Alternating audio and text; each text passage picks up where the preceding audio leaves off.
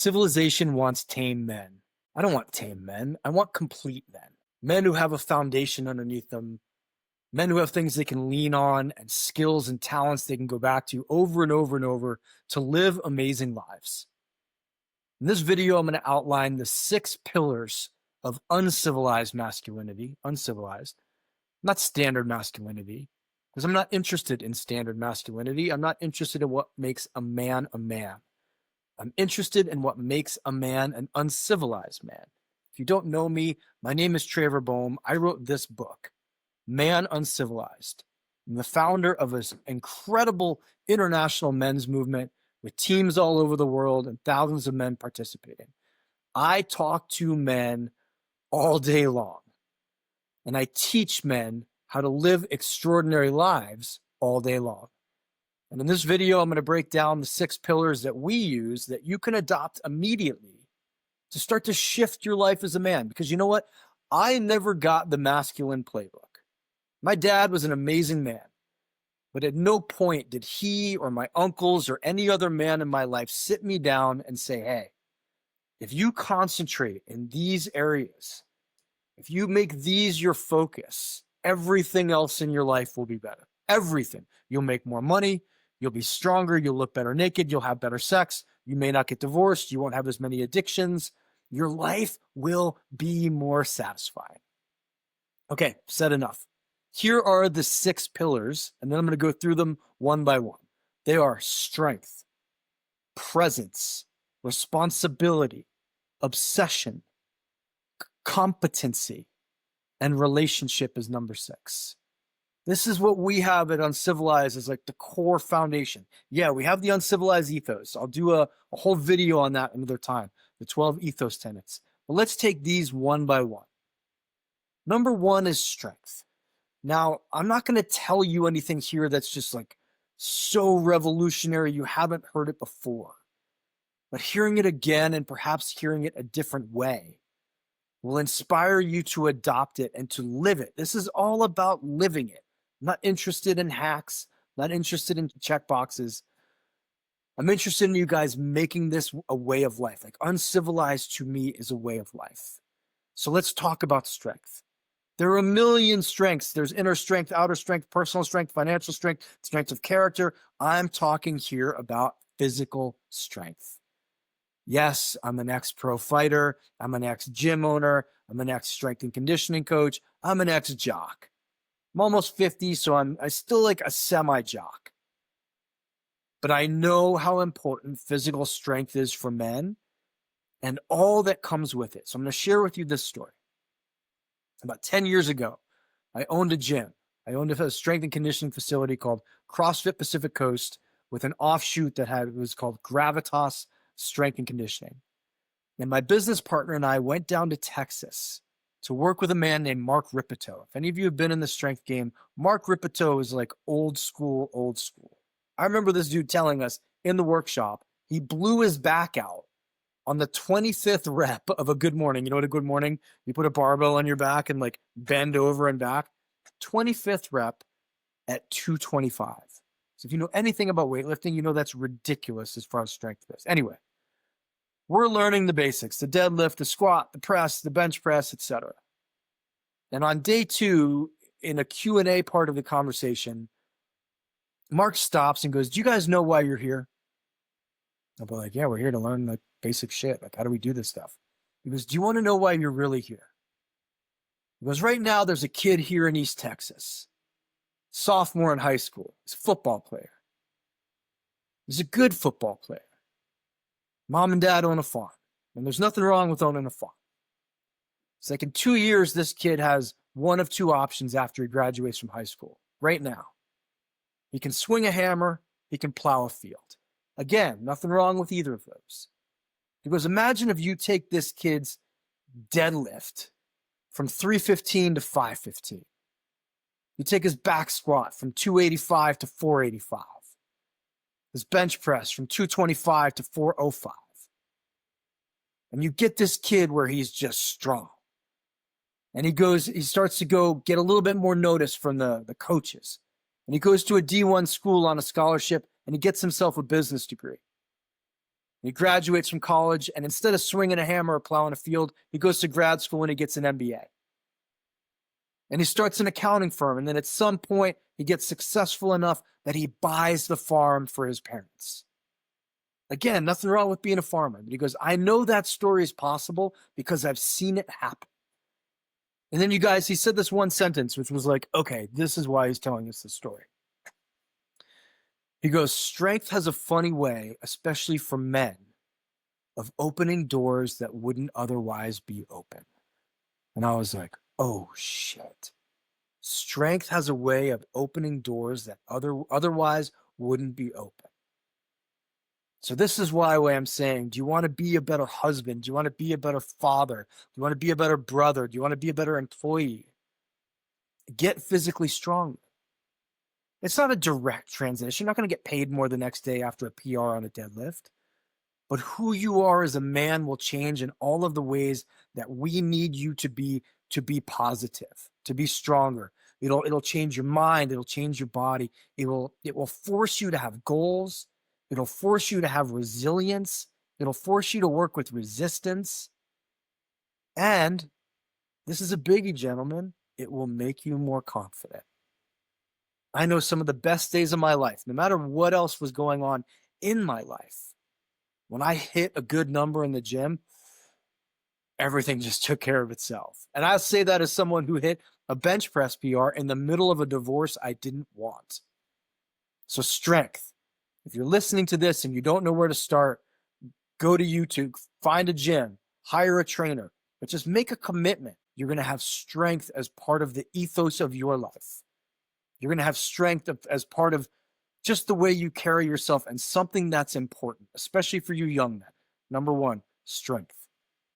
Number two, presence. And now you've heard this word 1,000 times, 1,000 ways. Like, what the hell does it mean to be present? Here's what I think it means. It means you're in your body. You're paying attention to what's in front of you. You can pay attention to what's in front of you for a long period of time, especially if what's in front of you is a human.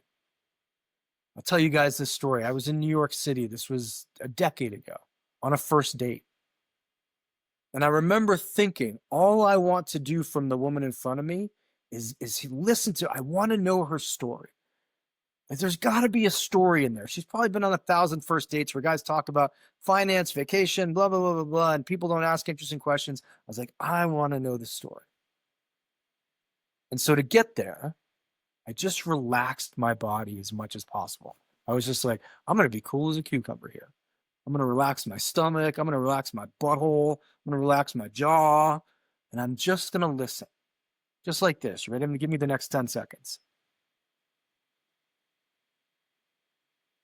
Okay, that's long enough. I remember doing that. And this poor woman started sweating profusely. And she's like, what are you doing to me? I said, I'm not doing anything but listening and paying attention. And I doubt you've been in front of a man who's fully done either on very many of your first dates. And so is this a dating video? No. Is this a trick you want to have on first dates? No. But the ability to experience your life now and experience whoever's in front of you, if you are with someone who's in front of you in the day of phones, TikTok, Instagram, YouTube, I know I'm guilty here. In the days of you literally being distracted at every turn, like what's in the news, what's the new video, what's the new meme, that you don't get to focus on the thing that you want to do with your life. Brothers, the mission, the purpose. Do you think building a 7-figure brand, building an international men's movement happened because I allowed myself over and over and over to be distracted? No. It happened because there were hours upon days, upon weeks, upon years where I was locked in and focused on what was in front of me. Does this mean I never watch Netflix? I never go on TikTok? I never see a funny meme? No. But when it's time to work or when it's time to listen, I'm fully present. This, I've said it publicly 1,000 times. Presence is a superpower. especially for you young guys listening, when you get told by a lot of people that your value is your height, like the 666, right? Like you're 6 feet, 6 figures, 6 inches, six pack, whatever it is. You need a Bugatti, whatever it is you've been told to have value. Let me tell you a secret that very few people will tell you. Your presence is the most attractive, valuable thing you have. And if someone is more present than you or around you, people will focus on them. The more grounded you are, the more calm you are, the more present you are, the more attractive you will be. I say that as a bald guy with cauliflower ear who's under 6 feet. Trust me, presence is a superpower. Make it yours and watch your whole life change. Okay, number 3, responsibility. Now, I'm not Jocko. I love Jocko, but I'm not going to tell you you have to be responsible for every area of your life, and no matter what, you can't get help, and you're always in charge. And I think that's a lot for someone. I have a lot of people who help me. I have a bookkeeper, I have a business partner, I have the president of my company, I have an assistant. I have so many people who help me.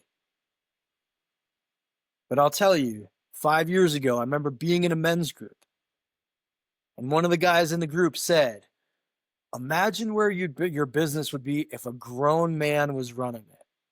And I was like, what did you just say? I am a grown, I was like, imagine what your business would be if a grown man was running it. What was he saying? Because I had just said, I don't look at my numbers. I don't care as long as I know there's money in the bank. I'm an artist. I'm a creative. I don't need to look at my numbers. He was like, what if a grown ass man was running your business? In other words, what if you took responsibility for the financial side, for the numeric side, for the KPIs and the SEO and the ROI and all the things that bore your creative brain? And I went, damn it, he's right. And now is this my gift? No. What did I do? I hired an accountant.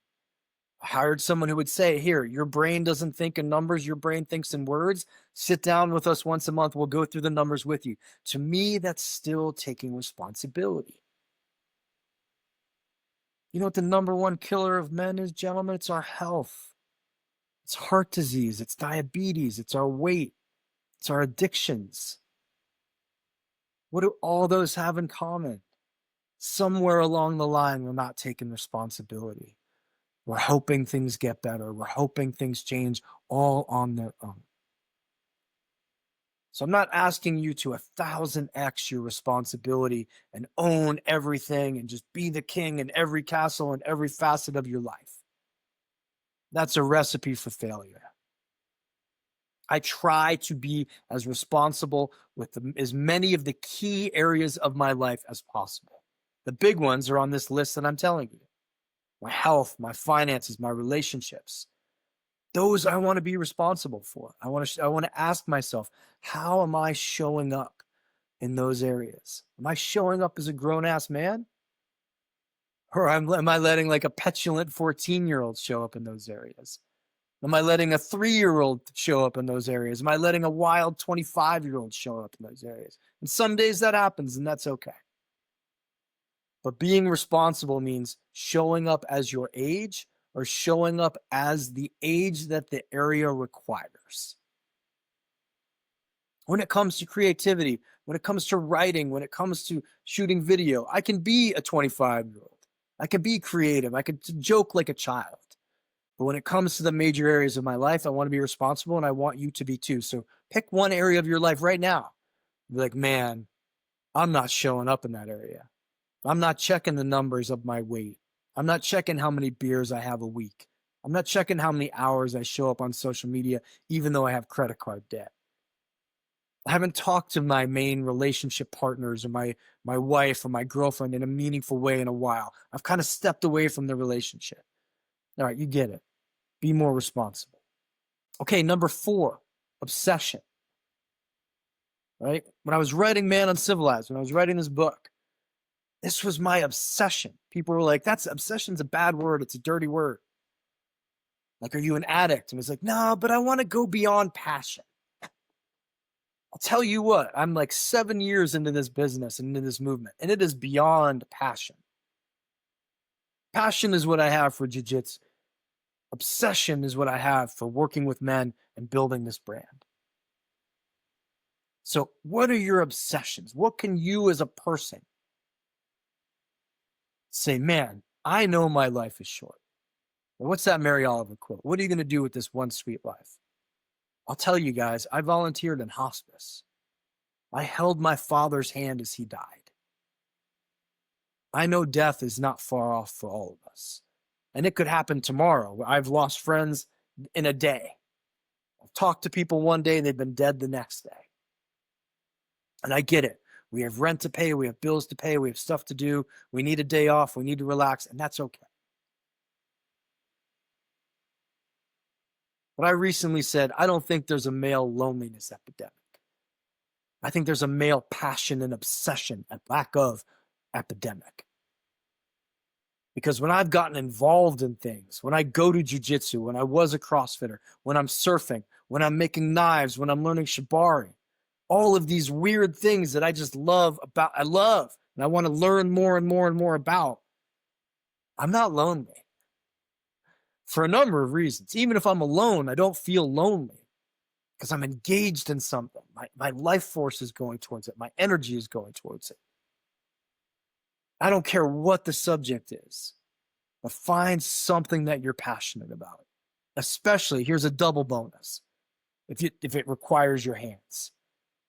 I went to Ireland last year and worked with a master knife maker for a week and made this beautiful, beautiful knife.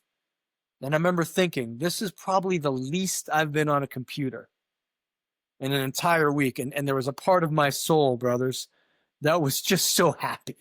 I love talking to a camera. I'm on a computer. I write books. Like, this is my gig. Camera and laptop and cell phone. Now, I'm here a lot. And I love that I get to do this and make money. But there was something, gents, about just sitting there hammering steel, like just quelching it or whatever the thing is, putting it in the forge. Like, that awakened a part of me that typing and speaking just doesn't. So obsession, find something. I'll also say if you're single, because a lot of you guys reach out to me because you're single. And like, how do I meet people? Find something you love. I don't care what it is. When a man has not a hobby, but like a passion and an obsession, he immediately becomes more attractive as a man. And I'm telling you again, every area of his life gets better. So obsession. Second to last, competency. Being competent. The more shit you can do, the more shit you can do. Right? I'm thinking about shooting a video just on the plumbing in a toilet. Because when I figured out how to fix a toilet, and I'm not talking about, like, I'm not a plumber, you guys. I'm not talking about like unscrewing stuff. I'm just talking about like, oh, if I do that thing, if I toggle that thing, oh, I know this thing covers that thing. I don't know what these things are called. One, taking a dump at a beautiful woman's house, like, reduced my anxiety by 50% because I didn't have PTSD from that time it happened in high school. And I was like, what do I do now? So now I can fix a toilet. And last night I flushed my toilet and it still ran, like it was going. And in 30 seconds, it's like, I know what's wrong. I just toggled the little thing and it was good. I was at a woman's house last week too, and she had a shelf that looked like this. And I was like, what happened to your shelf? She's like, I put it in myself.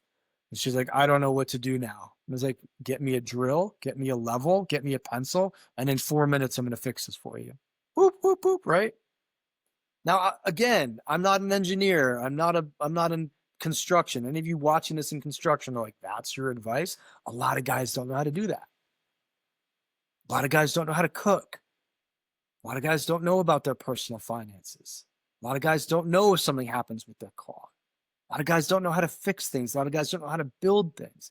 And I'll tell you, there's like a spiritual realm of this, like a spiritual challenge. And I don't know how to put words to it, so let me just fumble through it.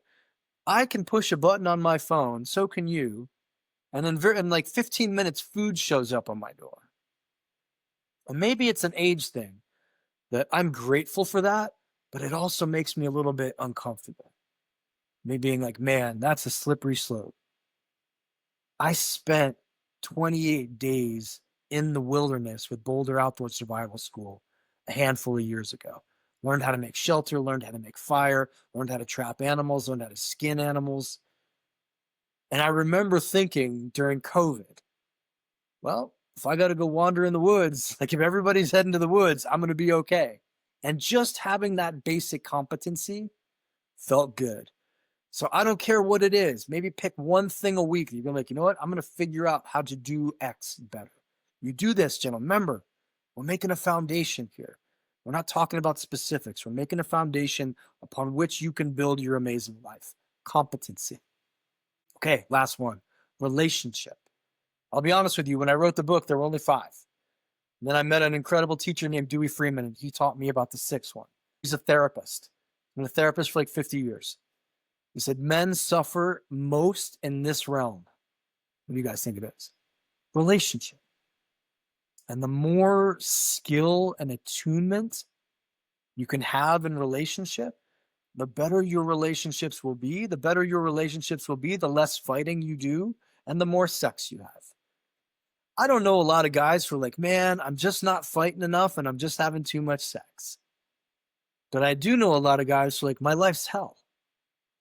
Because my wife or my husband or whomever it is fighting with me. And I'll tell you personally, if I get in a fight with a partner, that's like 2 days of my life that I'm not okay, that like I can't think, that I'm confused, that I'm angry, that I'm reliving it. I don't want that shit. And I can say, cool, I can never get in a relationship again, or I can learn some basic skill about relationship. Just some, like there's skill to this. And one of the skills I'll share with you, that when I learned, when someone says something to me, that's important. That's hard for them. That's vulnerable. That's scary for them. Something big that happened that day. And I go, oh my God, and I go right to the next thing. They feel missed. They don't feel important.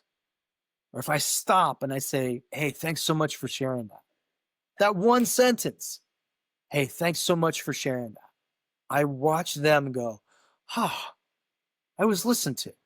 This guy cares about me. He's here. He's present. Man, that feels really good. That exchange feels really good.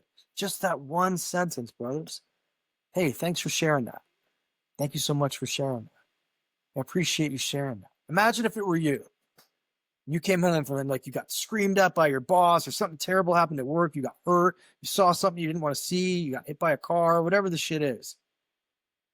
And you sit down with your partner and they tell you that. And you tell them that. They're like, well, what happened? And they go right to the next. Like, what do you want for dinner? And you'd be like, shit. Or if they said, hey, thanks so much for sharing that. Then they change topics or then they asked you a question. You'd feel better. Okay, let's review. Strength, presence, responsibility, obsession, competency, and relationship. You make these your foundation. I don't care what else you do on top of it. And you come back to that foundation over and over and over again. You as a man will live a good life. And I'll tell you something. Right now, the pendulum has swung back societally. And for whatever reason, and at least here in America, I think in Europe too, we've kind of remembered that we need men. We lost that for a couple of years. We're like, we don't need men. We need men. We need good men. We need strong men. We need uncivilized men. Uncivilized men are grounded, we're powerful, and we're relational. If you like this video, please subscribe, please comment, please share it. I'm going to keep doing these sort of off the cuff, no frills, no frat. Like I'm just freestyling here. If there's something in here you liked, please comment. If you have a question, please comment, and please check out the caption below. I have my books there. I have some courses there and some other stuff for you. Have a great rest of your night. Cheers.